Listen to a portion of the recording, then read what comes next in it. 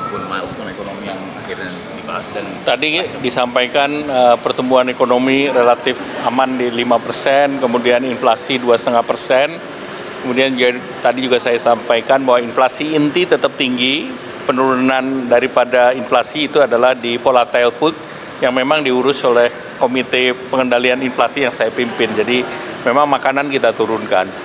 Kemudian untuk capaian 5% sampai di akhir tahun, tadi disampaikan juga untuk kita menggenjot belanja dari kementerian dan lembaga.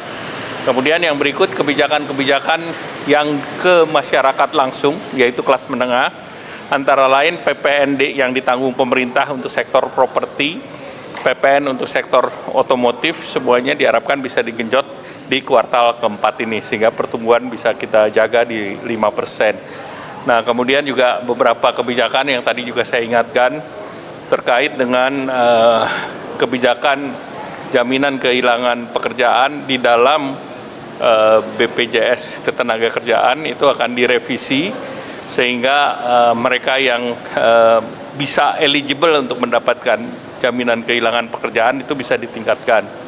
Kemudian biaya pelatihan juga akan dinaikkan dari 1 juta disesuaikan dengan kartu prakerja sekitar 2,4. Kemudian benefit kepada mereka yang kehilangan pekerjaan yang biasanya 45% 3 bulan dan 25% 3 bulan berikutnya itu disamakan semua ke 45%. Jadi dengan perbaikan-perbaikan dan kita minta juga mereka yang PKWT bisa mengambil jaminan kehilangan pekerjaan.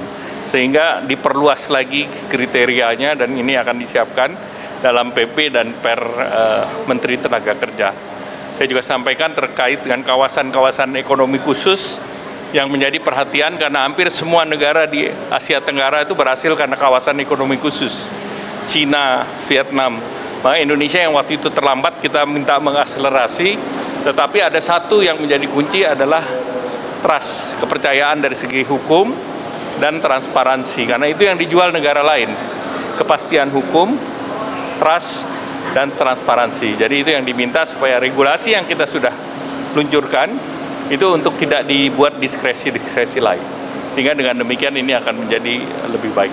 Ada concern soal persentase serapan dari kementerian dari Menko Perekonomian? Ya tentu kita berharap terakhir kan yang bisa kita genjot itu adalah belanja pemerintah.